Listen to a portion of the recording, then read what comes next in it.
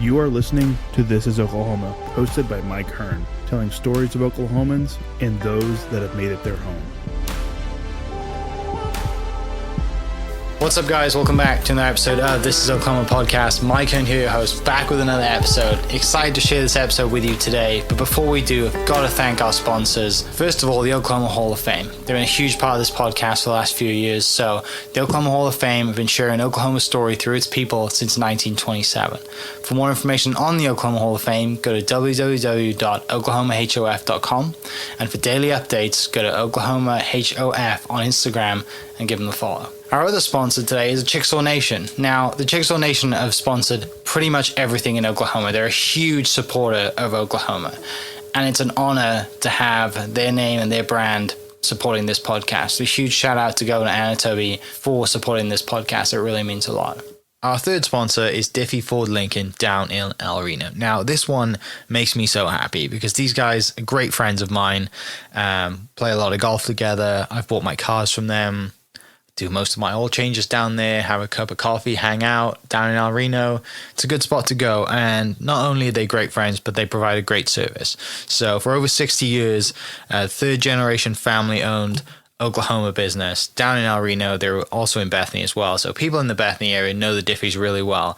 But if you're looking for anything new, used, Ford, Lincoln, or whatever, I'm sure they could find anything you want. Check them out, diffieford.net, and then on Instagram at diffiefordlincoln. This episode is presented by Citizens Bank of Edmond. Citizens Bank of Edmond has been serving Edmond since 1901.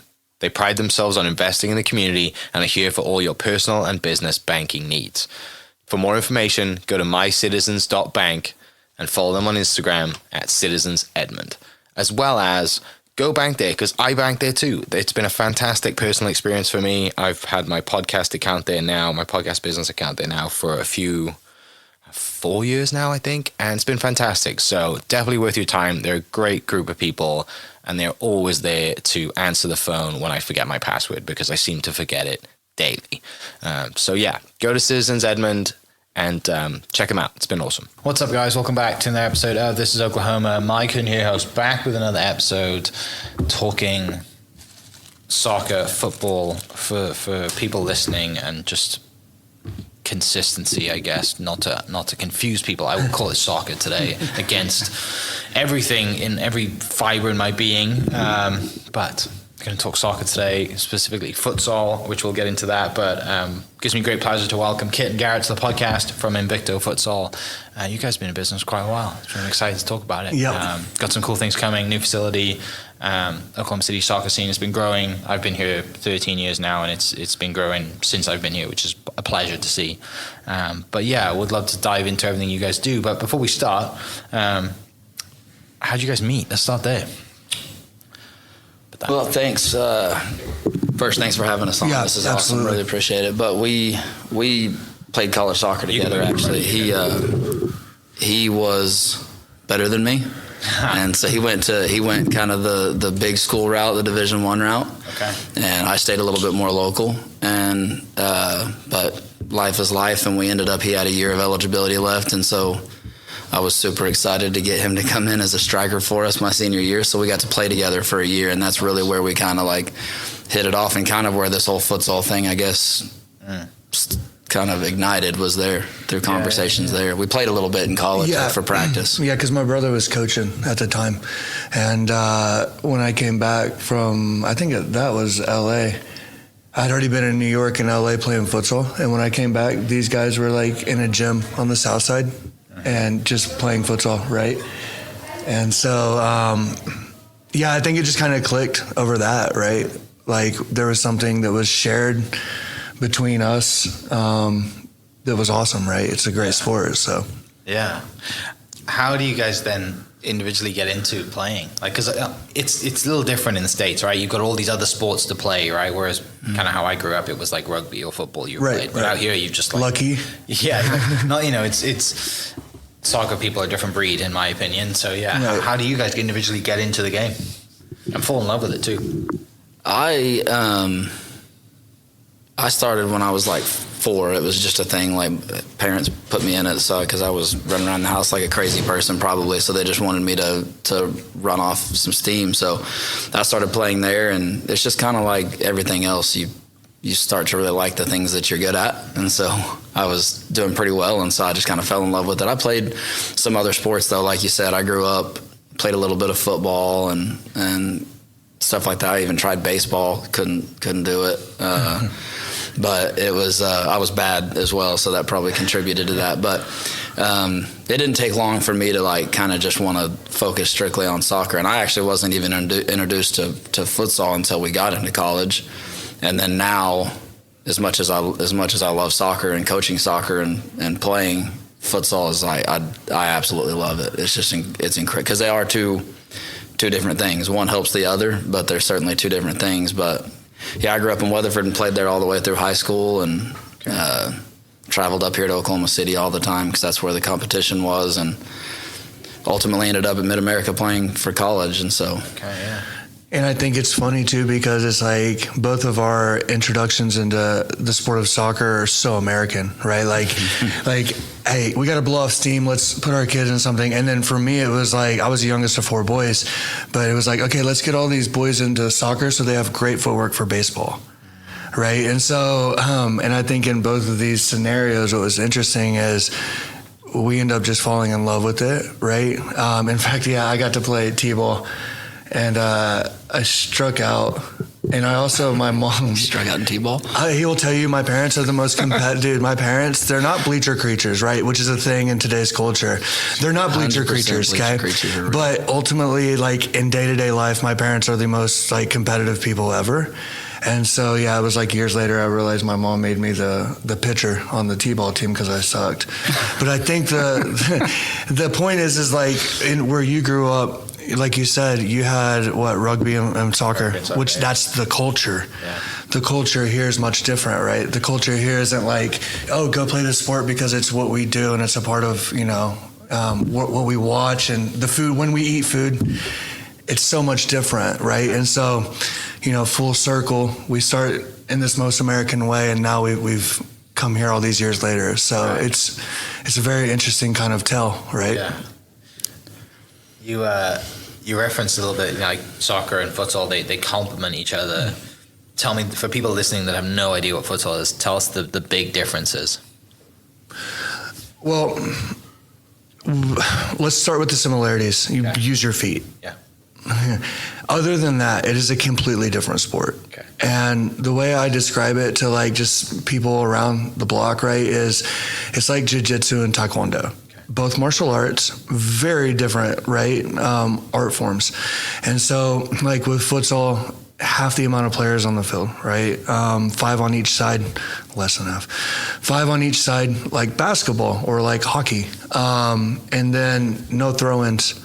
So it's all kick-ins, which to somebody that just is they're like, okay, yeah, whatever. We want to see you use your hands more anyways, right? Nah. So like for us, that's a very big thing because it's really about decisions, right? Like Kid always says it best, if I can just throw away my decisions, if I'm like, oh no, I'm backed into a corner, let me just throw this ball across the court, then it doesn't help us become intelligent players. And that ultimately is like the core of what we're doing is creating I say intelligent players because we're in sports, it's really just intelligent people, right? And so there's so many differences. When you go to an event, you see it immediately though. Like my wife never grew up playing sports at all, which has been so funny. We actually lean on her quite a bit, right? Because when you're in it, it's hard to see things. But she recognized it right off the bat, like, oh my God, like I could watch futsal every day. And she's somebody that like, when you go watch the Nuggets versus the Thunder, she's rooting for the Nuggets for 3 quarters. Because their uniforms kind of look the same, right? But she notices these intangible qualities to sports that like I don't think normal people, especially in America, recognize because we're so inundated with the craziness around it, right? And so it's just different from the moment you step in to the moment you leave, besides the fact that you're kicking a ball with your feet and trying to score goals. So there's also there's a couple of rules aside from the throw-in that also make it quite different. So one is you have 4 seconds. So every time there's a dead ball, you have 4 seconds to get the ball back in. So it's very fast paced, right? And so, which means the decisions are faster and everything you do is quicker and in a tighter space. The other thing is that the rules promote attacking movements, because you can, while the keepers do use their feet a whole lot more in futsal than in soccer, once the keeper touches the ball one time in that possession, they can't touch it again until it goes out. And so it like I use the keeper and it comes out. Well, now that backwards option isn't there anymore. We have to go forward. And so, and the defenders know that you have to go forward, right? So the angles they take is different. So it's and sometimes the keeper will come out and we'll play like a fifth attacker. But I think the rules that we use, that everybody uses, kind of promote that. We tell people all the time that it's funny. You know, futsal started in Argentina, Brazil, really kind of exploded in Brazil. But to us, it's such an American sport. Like, people that watch soccer and are like, oh, I just can't do this. There's not enough goals. Can we get more goals? Oh, my God. There's just not enough action. So that's a whole different soapbox, but we can talk about American football later. You got 5 hours? My thought is, like, futsal, and it really did, it almost went big. They had a professional, they had a bunch of investors together that were ready to use NBA stadiums for these pro teams. It'll happen eventually, because futsal is a sport that will absolutely sell tickets. I mean, you got the tricks and the flair and the speed and the goals. You got everything that Americans want, right? So it's like, to us, it's funny. It's such a Brazilian. People think Brazil when they think futsal, but I'm like, this is an American time bomb. Yeah, because you would never see like Shaquille O'Neal as a striker for Tottenham Hotspurs. Okay. Right. No. You might see Shaquille O'Neal as a type player, as a pivot, as a point player. Because his footwork's insane. His footwork's insane, and in futsal, like, you could use his size. Yeah. Like, for instance, we took, so in our sport, 07, 08 means you were born 2007, 2008. And so our first trip to Spain was with one of our best groups, our high school boys. And so they were 07, 08, so, 15 years old. And we got to play against Barcelona. And, like, the Barcelona in Catalonia. Catalonian rules, by the way, which are different. And so what was interesting, though, is we had been kind of watching them in advance. We don't want to go to Spain, and then our boys just not be prepared, right? And then also, we don't want to go to Spain, and then Barcelona just doesn't have a good experience. So we did our homework, and what we noticed was they actually had a pivot player that was like my size. He would come in 3 or 4 minutes, he would get the job done, they would sub him back out. And that's different than American culture, though, right? Because they are understanding, like, the game was asking for that, and everybody in that group kind of came around and said, we understand that. And so when he talks about the American side of the game, it is super American. We're just not there yet, right? And so I can't wait to see a Shaquille O'Neal on a futsal court, though. Or like a LeBron James, Yeah. So it's obviously it's a court, not a field, right? Indoor, as predominantly indoor as well. Mm-hmm. Okay. Yeah, it's big, a little bit bigger than a basketball court. Sure. I mean, If you looked at the lines, maybe quite a bit bigger than a basketball court for like a full-size international type court, but certainly much smaller than like a field. Yeah. Before we dive into the futsal thing, let's go back a little bit, because I want to talk about kind of you guys individually and how you guys get into coaching as well. You mentioned Mid-American Nazarene. I went to Southern Nazarene, so we're in the same world pretty much. Played golf instead of soccer. After that, do you decide to go into coaching straight after, or do you decide to play a bit more? Yeah, well, played for a little bit, played some indoor and some futsal and stuff, but the competitive career was over. Okay. We were fortunate enough to get to go to the national tournament, and we had our senior year. It was Mid-America Christian University, but still, we're still in the same world. Yeah, same world. But we went to the national tournament in Florida, and it was awesome. We beat the number 1 team in the country. We came in as the 8 seed, beat the 1 seed in the first game, and we ended up later on in the tournament losing in the semifinal. So we went home a little earlier than what we wanted to, but still a pretty incredible experience. And at that time, now Mid-America has really come a long way. They're doing great. But up to that point, it was the most successful year we've ever had. So we had a lot to be proud of. Yeah. So we still played, but the competitive life was pretty much over after that. But yeah, I was getting a degree for teaching. Okay. And so I went into education and started coaching here in Oklahoma City at a small district, Crooked Oak public schools. I taught and coached there for 5 or 6 years, I think.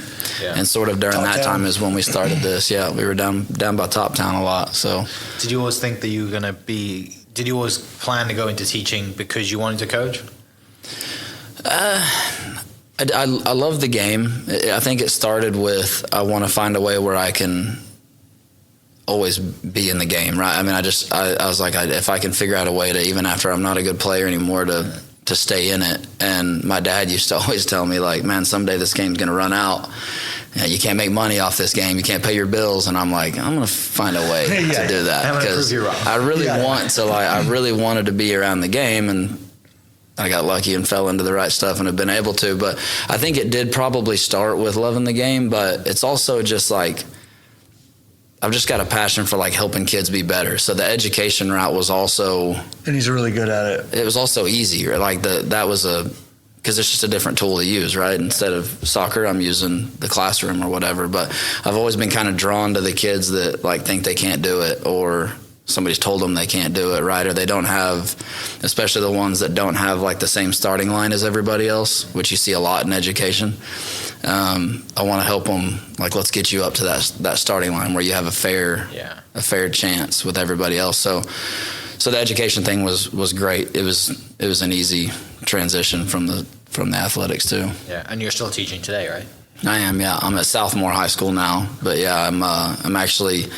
It's funny because you were talking about Nazarene. I went to Mid-America for my bachelor's. Now I'm going to Southern Nazarene University to get my master's, and because I'm looking to go into administration, which is, you get to help the kids who need the help a lot in those positions. So Cool.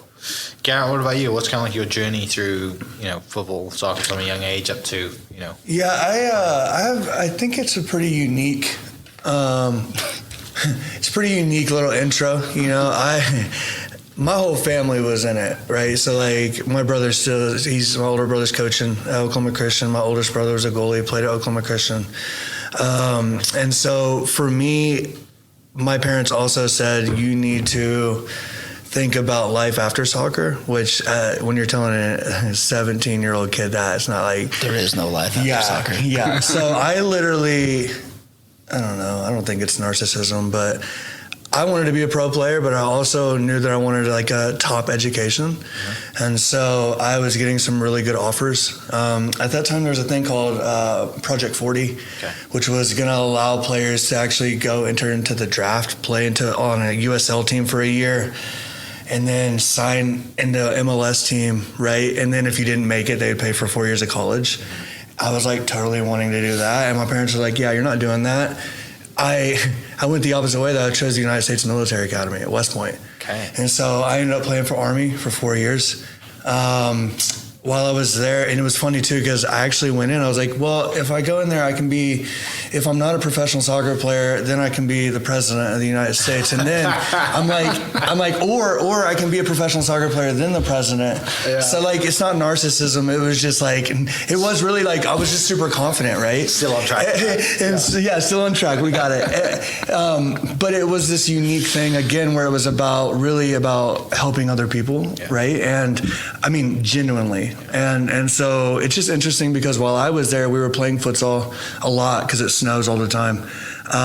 But you're also doing a lot of military academic stuff. And I was always trying to tie what I was doing on the field into what we were doing like in the classroom. And there was a huge pushback with that. There was a lot of officers that were saying you can't be both. And then the other side of that is officers that were saying, no, you have to be both. Like, it's actually really good that you're, and so that's where like the sports house concept kind of was developed, right? And so that's how I got into it. As soon as I was done playing, I knew. I was like, yeah, I'm done. I can't run anymore. And that's when this thing kind of was like I said, I'd moved back, noticed that everybody's kind of playing futsal in these gyms, unorganized. And that's when I said, man, right when I met him first, I was like, dude, he should have been at West Point. Like, he was the one that, and I said it all the time, like, if he would be a 5-star general, we wouldn't be talking to him right now, right? He'd be deployed on some ship somewhere. But when I met him, I thought, this is the guy, this is my final two. Like, if we're in Big Brother, this is my final two. Yeah. And 14 years later, I mean, I called him over secret meeting, right? Nobody knew about it because I didn't want other people to, because people were so excited to be in those gyms playing futsal. And nobody knew about it.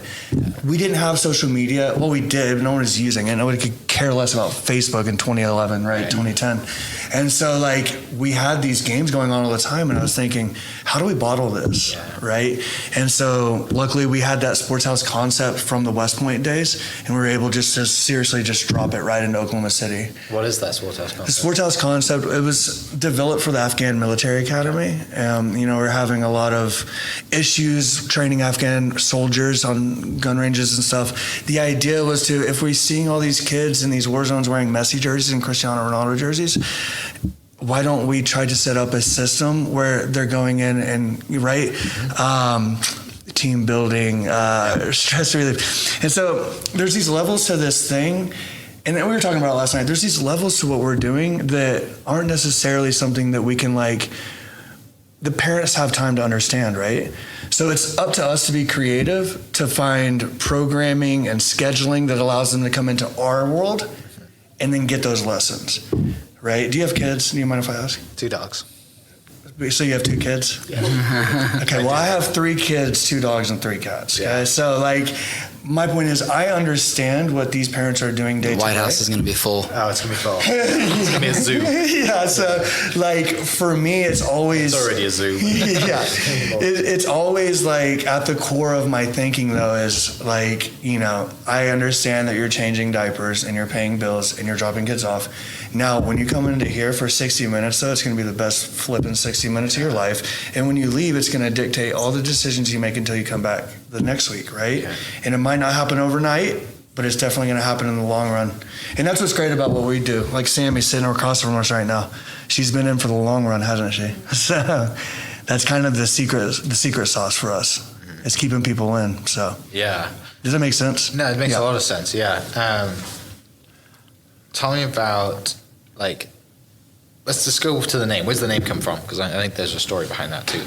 And about that early 14 years ago, that moment of, like, we've got something here, let's do it. Like, let's talk about the building phase and the name and everything. Yeah, so it started as, like Garrett said, the sports house concept, and Garrett had that name, and that's what we rolled with. It was kind of Garrett's idea that he just brought me into, so we rolled with that, and then and it stuck around for a long time. People still to this day are like, hey, we're going to sports house. But several years ago, we started a futsal academy, right? And we were running some training and that sort of thing, and we honestly did not think a whole lot about competing. It was more about just helping these kids be better players, sending them back to their club teams to be great. And we had this group of kids. I think they were across 3 or 4 different years probably, and some good players. We thought, like, man, this is some talented kids here. And then one of their dads came like, hey, there's a tournament in Kansas City. We should go see if we can actually play this game. We were like, yeah, dude, we got a good team. Let's go Kansas City. We're going to flip and beat everybody and come back and feel great. We got beat 32-0 and came back, like, with our tail between our legs, but also, like, okay, so this futsal world is different than we thought.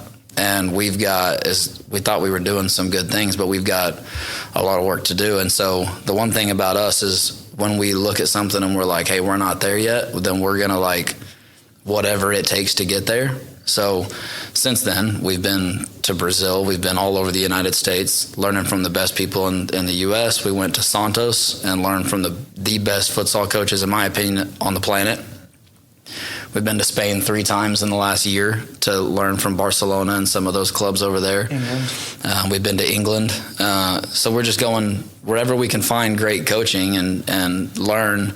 Our latest trip to Spain was actually it was unique because the guy that did the education stuff that then we could bring back to the other coaches, he's an Italian guy, and he's been doing futsal the Italian way for his whole life, but he was really, really good. So he ends up getting kind of recruited, and now he's been coaching in Spain for a few years. So he's like this perfect mix between Spanish and Italian futsal. So it was a completely different view, right, to learn from him a bit. So, and now we're bringing that back. So it turned into like 32-0, that's fine, but that's never going to happen again. Yeah. And so we dug in and learned.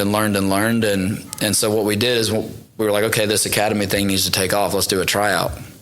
we thought like, well, if we end up with 30 kids and we can make 2 or 3 teams, then that'll be great. And we ended up with 100 and something kids that showed up. Super like, duper overwhelming. We didn't even know most of these kids or parents. Like I said, social media wasn't even a bit. We have no idea. Paper registrations. How people were writing on paper is great. Like, why are all these people Does here? anybody have another pen? So we ended up putting all these teams together, and then just overnight, it was like us on a whiteboard, like, we have a full academy. We have no idea what we're doing. None of us have. We have zero experience in running a club. But we were all leaders, you know, and we all understood what it meant to like have a group that depends on us. Mm-hmm. And so I think that was something that like we knew that maybe we weren't admitting it at the time, but we were never going to let that overwhelming whiteboard of names like be like, oh, we can't do it, you know? Yeah, because you see the value in the product that you have, and you know that you're changing lives on and off the court, field, whatever you want to call it, right? Because of the decision-making skills and the building of the skills that you're talking futsal specifically does to people. And you also referenced bringing people in to do futsal and then sending them back to their teams to be better players. Yes. That's within the sport, right? But also outside of the sport, making better decisions. And I would assume it makes more of an impact now than it did back when you started, because you know, in 13 years, everyone's now on their phone and everyone has like anxiety and decision fatigue, and you know what I mean. Like everyone kind of freaks out. Like you imagine being in high school and trying to figure out what you want to do with the rest of your life. Just talking about right? this. For us, it was easy. Yes. Just like there was like probably 3 or 4 different routes. Right? For you guys, it was pretty much soccer, teaching. That's all I wanted to do. Right. Same with me for golf. But now, I can't imagine being 16, 18 right now. Smart guy. So futsal is just like this huge, from what I understand, is this huge just value to you on and off the field. I'm not surprised that you were just from day one just like, we've got 120 kids. Well, actually, it's funny. That's such a great observation, because literally like the first kind of literature we were putting out, we were calling it a tool, like a tool for development. Because it is. So we work very closely with OKCPS, right? I would say that like what's brilliant about futsal and our relationship with OKCPS is that because everywhere has a gym, we can take this amazing sport and we can implement it across the city and actually reach all these different kids despite the rainy days, despite the blizzard coming in, right? Because isn't consistency everything, especially in today's culture, whereas maybe 13 years ago it wasn't? How can we be consistent if I'm constantly getting hit up? How can we be consistent if I'm constantly scrolling instead of sleeping at night? You know, we've got kids right now that are looking at Yale, Columbia, Air Force Academy, Army. So these kids are coming up in this, and honestly, every single one of those kids I just named, I didn't name them because I don't want added pressure for them, because it's a lot of pressure. Yeah. But they've been with us through the long run. So where everybody else is hustling and there's just like this hustle culture, we're staying very patient at the same time and saying, hey, let this take its course. And I think that's a thread that like is sending these kids out and allowing them to be successful at the next level when their bleacher creature parents aren't there. Yeah. Right? Like when they're looking at the crowd and, oh my God, I forgot I'm in New York and not Oklahoma City anymore. No one cares about me. Yeah. So it's also kind of like it's at the foundation of a good futsal player too. I mean, really, because it is so fast paced and it is such tight spaces. Futsal is much, much harder to coach, officiate, and especially play than soccer is. It's tighter spaces and it's faster. It's just a fact. All the problems that you have in soccer that make soccer difficult, right, are compounded by 600% or so when you put them on a futsal court. So to be able to have all of those problems and have all of this chaos and have zero time to make any decisions, trying to think 2 or 3 plays ahead when 2 or 3 plays ahead might be 2 seconds from now, is to be able to like calm down and be still in that moment is what develops a great futsal player. But it's also when we send these kids out into the real world, when they're done with futsal, like how much far ahead is a kid going to be, or a young man or a young woman going to be, when they can just take a breath and relax through all this chaos that life, because it's not going to slow down. It's just getting crazier and crazier. But which, you know, goes back to like the points he was making earlier, even about the rules. You know, one thing we really love about futsal and why we're so stringent on the rules, and I say this all the time, I am not a rules guy. Like I coached you, you've been around me, play with me. I will take rules and I'll turn them on their head and try to win. But I love the rules on the developmental side, because like he's saying, if I know that the goalie just touched the ball, okay, if I'm 10 years old and I'm playing in a game and it's just people all over me, and I realize that the goalie's already touched the ball and played it to me, and I can't play it back.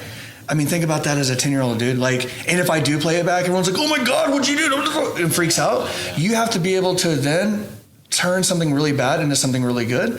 Oh, let's move back. Let's go. Let's react, right? And so you'll see us all the time. Like, our older players, it's almost like, dude, are they having fun out there? Because they're so calm. They're not like freaking out. We can be down by 4 goals. We were down by 5 goals. We were 6-1 losing to Toke out of Los Angeles last summer at halftime.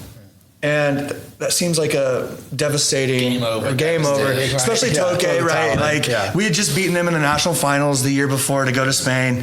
Like, it was just, they win every year. So, but everybody stayed calm. They trusted us. We moved one player, an amazing player who just signed a professional contract. But we moved one player. They had to readjust. But if everybody's freaking out and we move that player, it never works, right? And so, yeah, there's all these added intangibles to the rules, to the size of the court, to the number of players that make this sport extremely unique and special. So, yeah, but on the we got off track. The name. The name, yeah. Oh, it's unbeatable.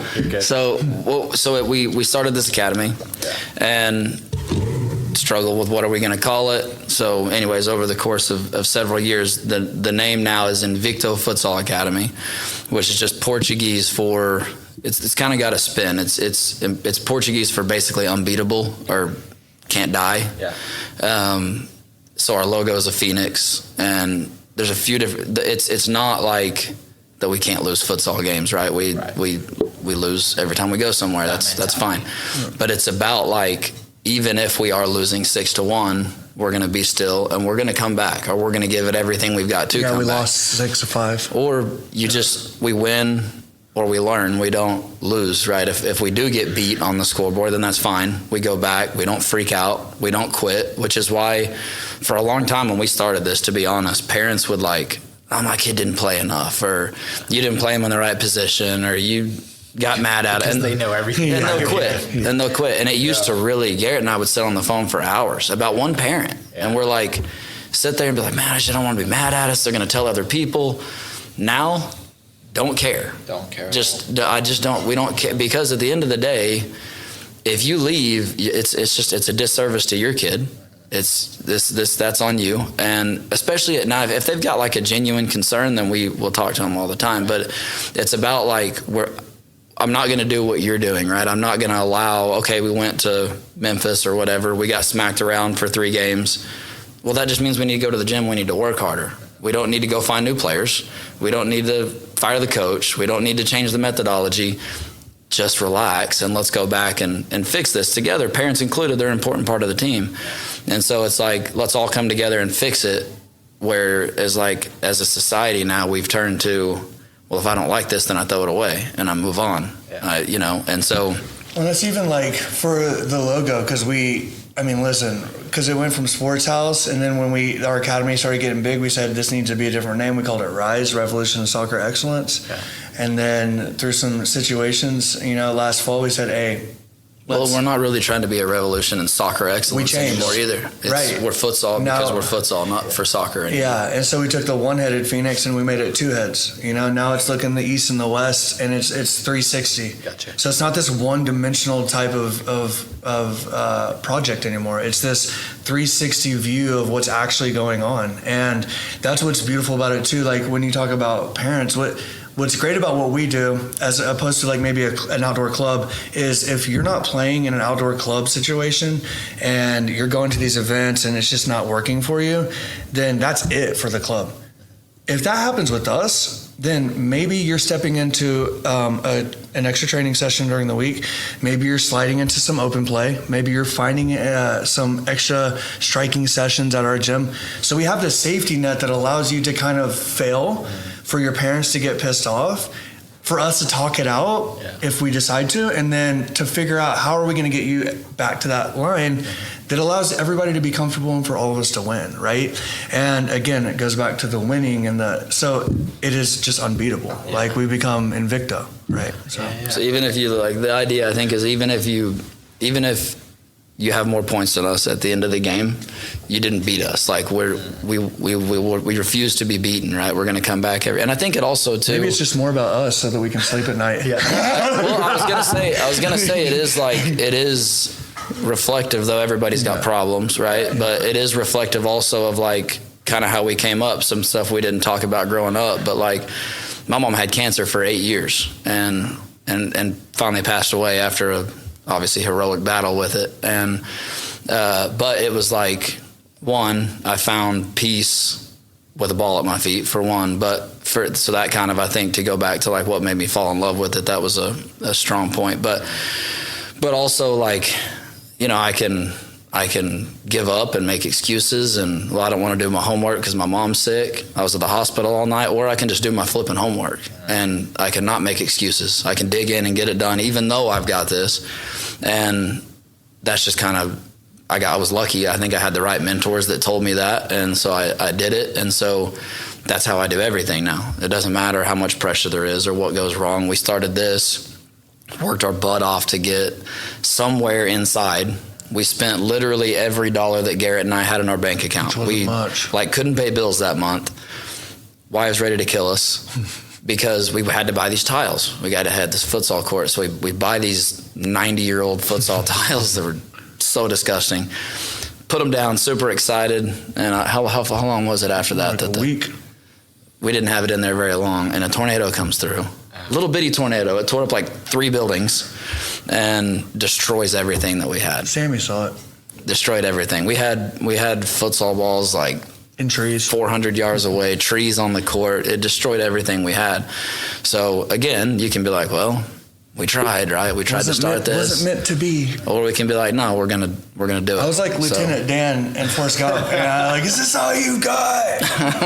Is this all you've got? Like, so we kept going. We ended up getting a new facility. Problem, we were sort of in that with another group that was leasing the other half, and things were going pretty well. Both of us, I felt like we were doing well. I thought the other group was doing well, but they came in and were like, hey, we're leaving, so you guys can take over the whole lease and pay our side too, or you can get evicted. Yeah. And we were like, okay, well, the budget doesn't really allow for that. So what we were like, well, we can quit or we can dig in. So we dug in, we took over the whole place, moved from there to a place in South Oklahoma City that went from 2 courts to 3 big courts, a much larger facility. But still, we've never been where we like are in control of the lease, where we control our hours completely. We make all the decisions.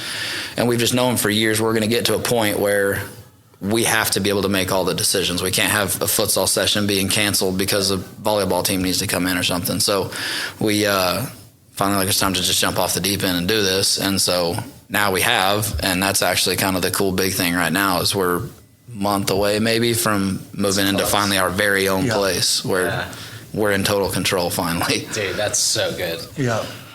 And it's going to be a completely unique space, I think, to the entire country.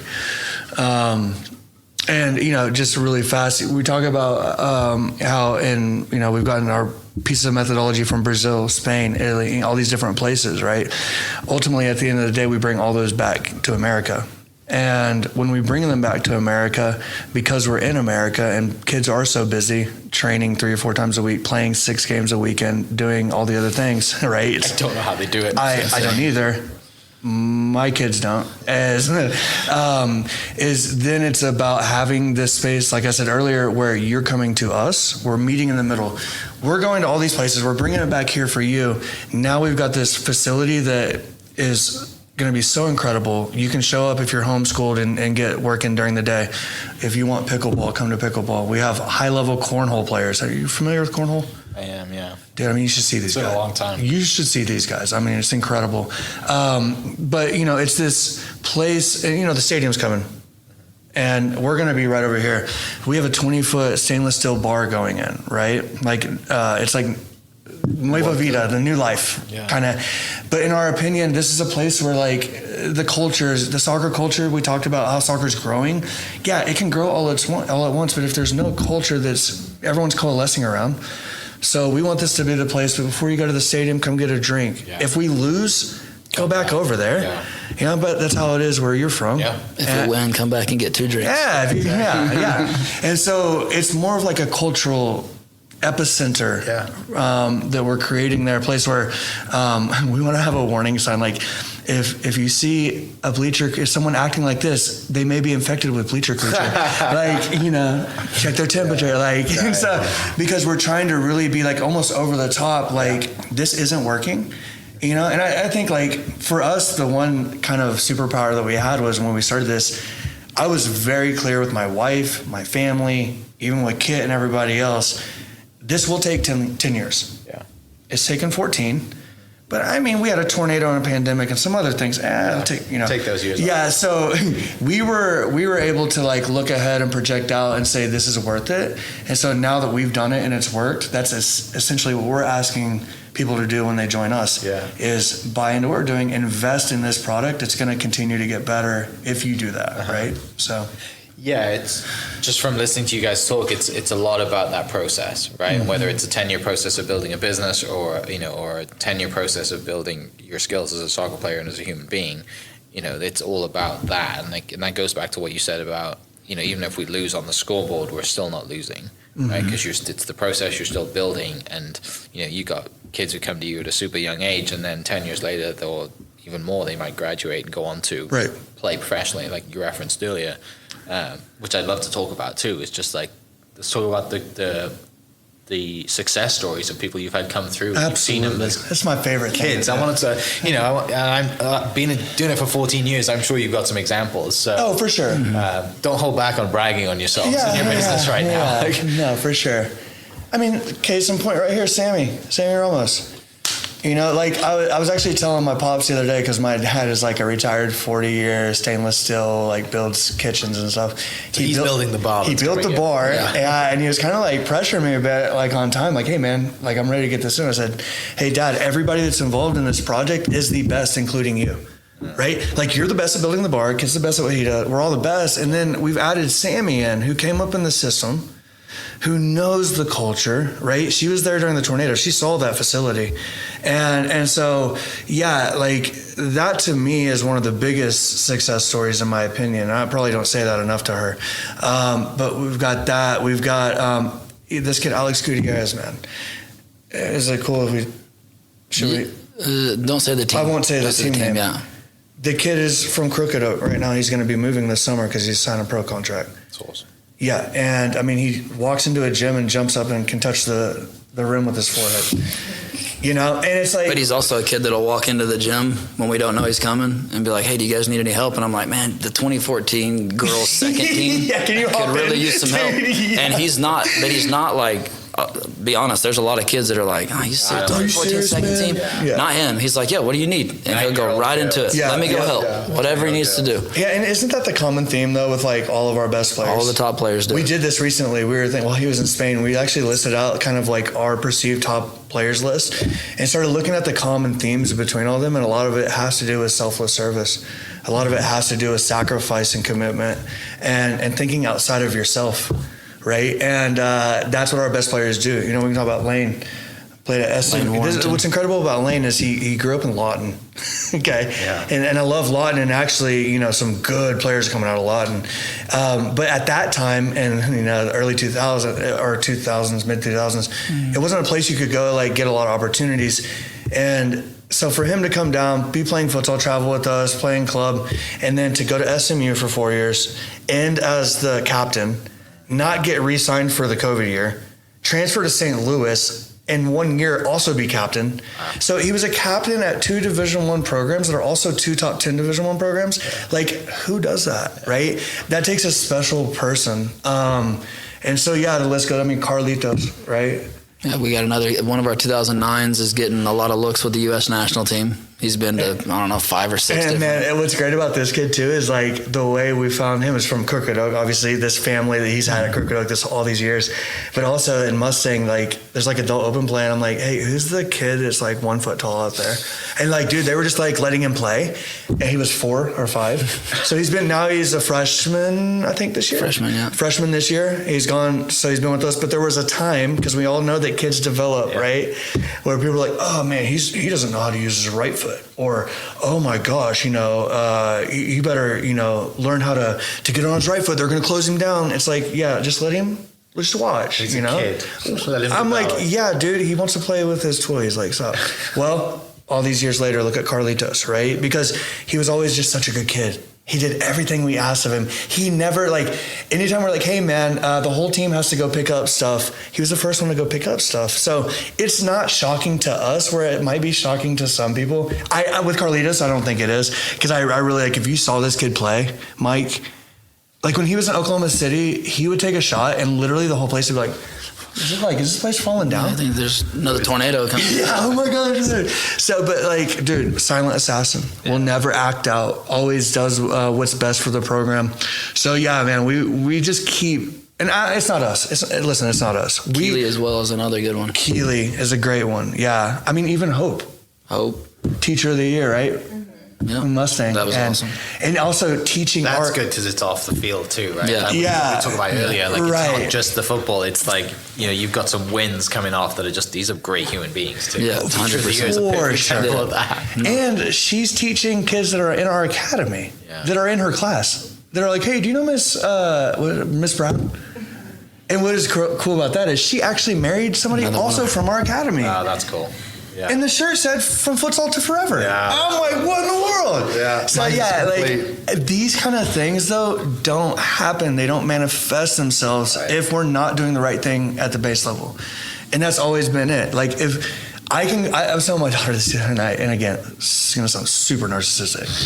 You're gonna be president. I will make a decision always trying to do the right thing, always, almost to a fault, right? Even if it doesn't seem like I'm doing it to help somebody because it's pissing somebody else off, in my heart, I know it's because we're doing the right thing. So I'm not gonna jeopardize that for someone who doesn't understand what we're trying to do, right? And so if we know that, and if she knows that, and the build out guys, the electricians, everybody knows that, that's why there's so much energy around this thing. You feel it. I can tell. Well, it's just cool. It's fun to listen to it too, because my dad was my soccer coach growing up, right? And I made the switch at age 12 to go to golf because football and golf went to the same day. Usually they were Saturday and Sunday, but it's the worldwide sport. It's one of the greatest sports in the world, and you don't, like what you guys said, you don't need, doesn't matter what you said about the Afghan thing, sport brings people together. Football brings literally everybody together. Right, for sure. All shapes, sizes, languages, everyone knows. Yep. Wars have stopped. Yeah. Let's talk about Oklahoma City and kind of soccer in general and how that's going up. You mentioned the new stadium's coming. You guys want to be a center for the culture for that before and after games. Also, we got the World Cup coming too. So how do you guys feel about that? What's kind of your plans going forward? And just, obviously excited about the future of the business. And it's been 14 years and you probably are more excited now than you were when you started. 1,000%. Let's talk a little bit about that, the future and stuff. Yeah, I think with the new facility, we've got some other organizations that'll be in there with us. Some of them will be directly tied into us, some won't. But one of them that I'm really excited about is the Moss Football Podcast as well, with Football Factory. He'll have a studio in there, and he'll be able to run all of his podcasts out of there. But they also just have a great network within the Oklahoma City, very much a grassroots community that are going to absolutely fall in love with the World Cup, and they have a massive outreach with that community. And so I love the idea of them being in with us, and if we have a place that has a cool culture and has a cool environment, then World Cup watch parties should be fantastic. We can't wait to, and that's always kind of been we've been, man, this next World Cup comes, we have to have something that we're in control of, because it's just going to be it's here. It's massive. This is a massive opportunity. We can't be handcuffed during that. So luckily now we'll be in a position where we'll just be going nuts the whole World Cup. I think we've always been acutely aware that Oklahoma City is literally at the center of the country, right? And we know the economics of what we're doing.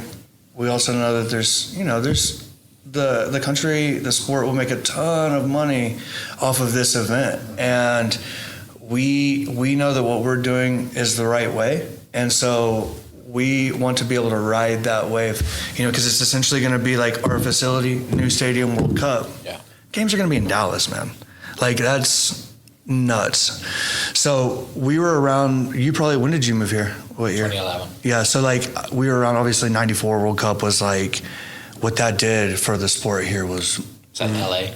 It was all over. Yeah, it was, but it was like everybody had the crazy hair because it was 94. The U.S. jerseys had the white stars all over them, but it was just like this huge thing because, again, in America, everything needs to be big, everything needs to be flashy. Well, the World Cup is the biggest, most flashy thing anybody's ever seen. So we're acutely aware of where we are in the timeline, where we are geographically, and where we are in the sport. And so that's why we're just so excited to have this centerpiece going in just north of the capital. And because soccer in Oklahoma City, as we continue to like get these players as these players continue to get themselves opportunities at these big schools, right? It's interesting because a lot of these coaches are saying, well, they don't play MLS Next, they're ECNL or the ECRL. Okay, well, they're going to be in Phoenix. I mean, it's just like, how do you identify a player in Oklahoma? And so for us, it's about being that rock solid system where somebody from the outside can say, okay, well, at least they're with Invicto Futsal. They might be in Oklahoma City where they don't have MLS Next, and I think we will eventually. But at least we know that they're there and that they're producing good student athletes that can represent well. And so in regards to like Oklahoma City, where soccer is, it's a very exciting time. But it's also scary because it's kind of like the wild, wild west, right? Like it's a tightrope walk.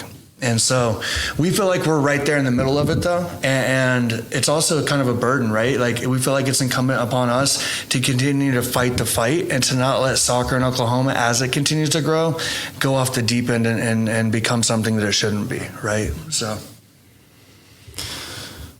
Anything to add to that? That was good. That was pretty good, right? That was good, yeah. We care about it, we think For about sure. it every day. So It is. I would just say it's chaos. It's asking a lot. I've seen him go through it a bit because he's got, with one of his daughters has been in the club scene for a little bit now. My son loved to play FIFA on the PlayStation and loved to talk soccer with me, loved to watch. I'm a big Manchester United fan. He loved to sit around and watch United with me. But when I put him out there with a ball at his feet, he could not care less. He was just like watching butterflies. One game I looked over there and I was like, he was in the game. I turned around, I looked back and I'm like, where's my son? I lose my son.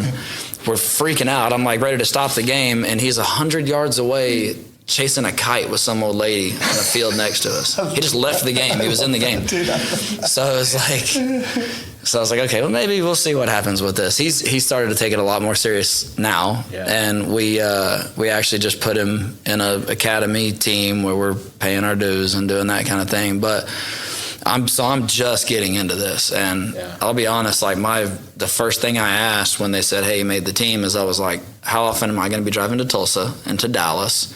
Because I know for a fact that there are a bunch of other kids his age right here that we can compete with and have a great competitive, atmosphere. I'm not driving to Tulsa every other weekend to get the same thing I can get here. And they were like, well, you're not gonna have to drive there maybe once or twice in the year. Okay, well, cool. I can handle a little bit of driving, but I think that's like, it is starting to get pretty taxing, I think, on the parents. I think that club soccer has so much to offer, and we have great relationships with them and with all these different clubs, and there are great coaches in all the clubs. But it's like, it's almost like I wish they all kind of understood sometimes that we talk to these parents when they're away from that, when they're saying maybe more truthful, you know what I mean, when they're away from that atmosphere. And like, you can just tell that as a community, it is starting to be a little bit taxing. Like, we're driving to Dallas and St. Louis and Memphis and Florida and Vegas. For a game. They're traveling all the way. Yeah, like these kids are under 10 years old. Yeah, man. That's what I was saying is like, we look at some of our best players that did none of that. Yeah. And so then it goes back to this thing where it's like, okay, so if they did none of that and they were our best players and best people, then what is this intangible thing that exists in there that's causing them to go this way, this that way, right? And we're pretty I shouldn't have said bleacher creatures so much on this episode, probably. No, it's awesome. When I played, it was the same thing. We just didn't have bleachers; they just stood on the side. Yeah. Sideline creatures. Yeah, it's the same in every sport. It's not just soccer or football. It's the same in everything. It is, and the reason I say I shouldn't have said it is because at the same time as upset as it makes me on a daily basis, it also, like, I understand it because I can't imagine doing what they do.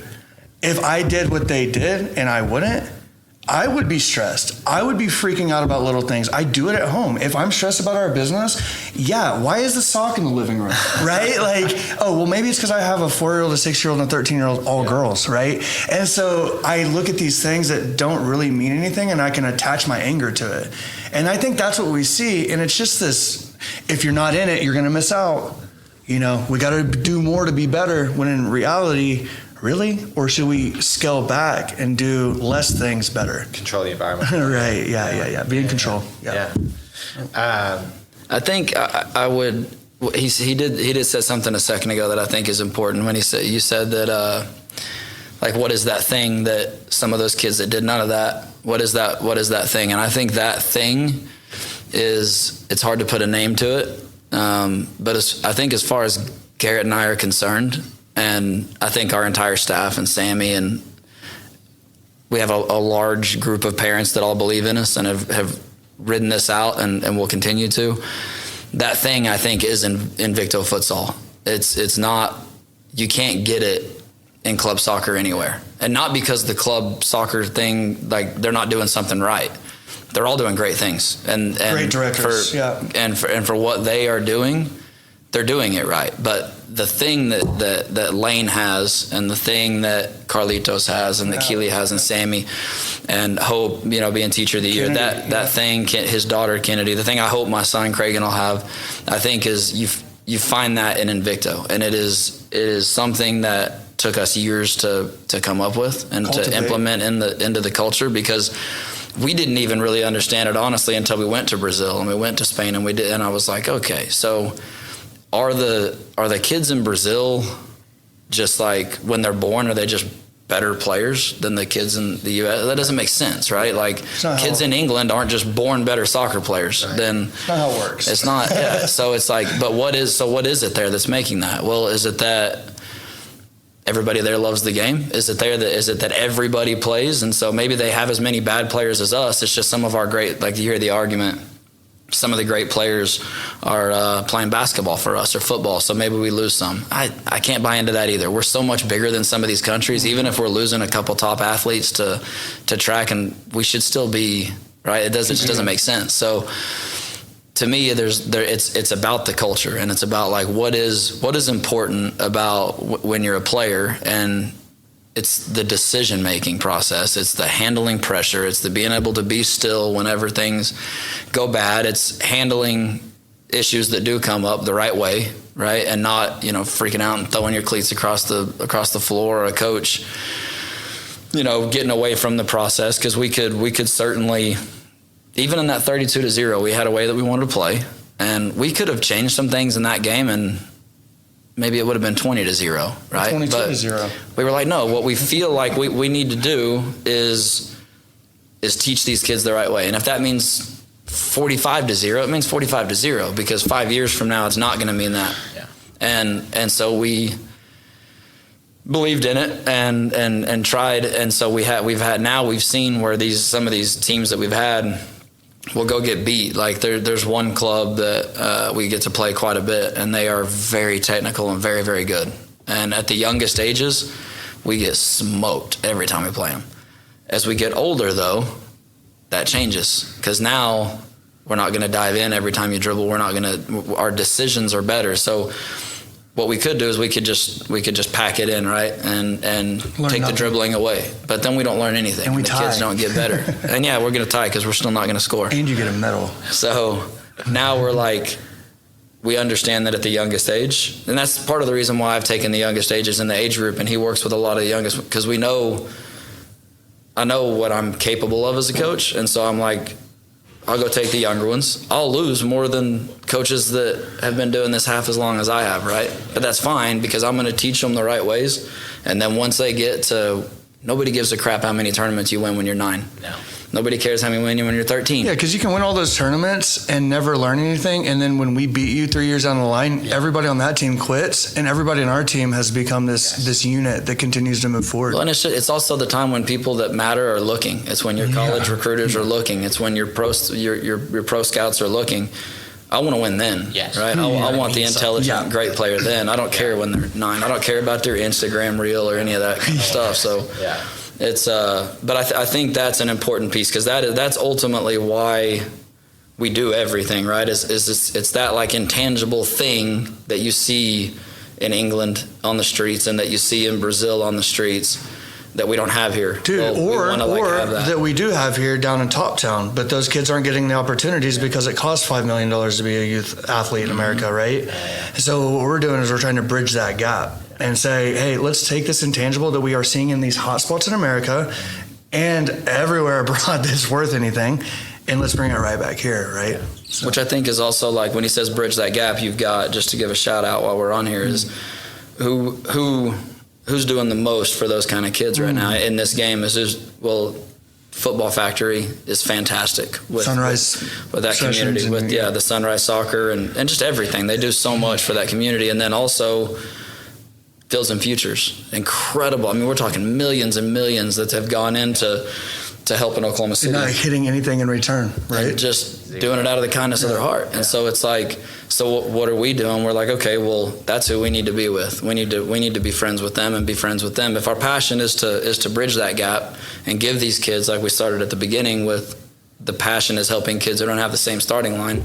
Well, we don't have the money to do it, right? I don't have necessarily even the idea to do it. So where do we go? Well, people already do have the idea, and people have the resources, and people are already doing it. So let's just be one more cog in that machine. And so that's kind of where we're headed now. Yeah, awesome. Let's finish with that. Where do people find you? Website is, with the new Invicto website, should be up in about the next week. Okay. So it'll just be in invictofutsal.com. Okay. We're also, is it Invicto Futsal OKC? On all social media platforms. Right now, I would say Invicto Futsal OKC on Instagram and Facebook is the best place. Website will be up pretty soon. Memberships for sale will be soon. Yeah, we'll start getting. It's the most ridiculous price too. So. Yeah, we're going to take care of people. So we'll have that, like I said, hopefully in about a month, that new facility will be in it and taking care of business in there. So.